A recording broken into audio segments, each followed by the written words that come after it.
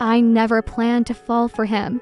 In fact, I spent most of my life making sure I didn't. My name is Claire, I'm 29, and I was her best friend for almost 10 years.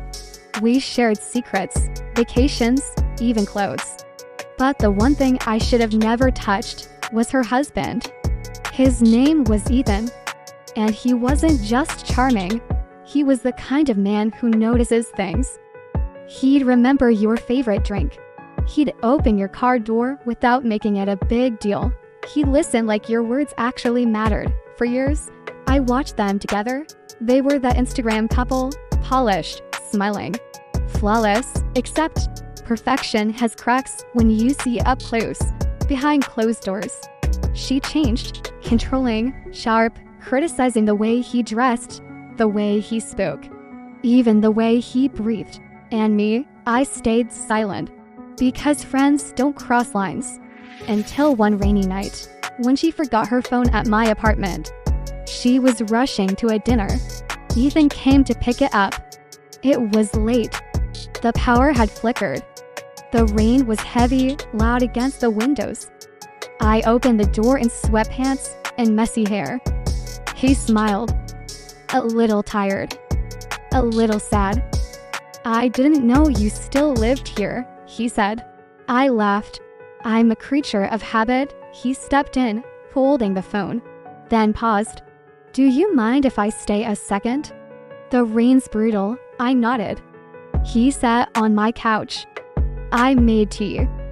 We talked. And for the first time in years, it wasn't small talk. It was real. He told me about how lonely he felt in his own house. How she barely looked at him anymore. How some nights, he just stared at the ceiling wondering where it all went wrong. I shouldn't have let him stay, but I did. I shouldn't have sat beside him, but I did. I shouldn't have noticed how his hand lingered on the mug, or how his eyes found mine in the silence, but I did. There was a pause, a beat between what was right and what we wanted. He whispered, "Do you ever think about us? If we had met first," I froze. And then I said the one thing I never meant to say. All the time, the room felt too warm, too quiet. The distance between us, gone in one breath. He kissed me slow careful, like he knew it was a mistake we'd both remember forever. I kissed him back. Clothes slipped away like excuses. The rain outside blurred everything but this moment. For 11 minutes, I wasn't the best friend. I wasn't the third wheel. I was wanted. Afterwards, we didn't speak. He got dressed slowly, hands shaking. "This never happened," he whispered. I nodded. He left, and I stood in the doorway, the rain now soft, like guilt on my skin.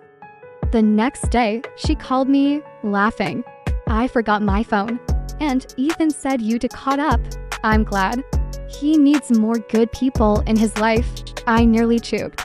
Because she was right. He needed good people. And I had just proven I wasn't one of them. I avoided her for weeks. Until I got the invitation. A surprise anniversary dinner. She wanted me to say a few words as her best friend. I stared at the message like it was a blade. Ethan never contacted me. Never mentioned that night.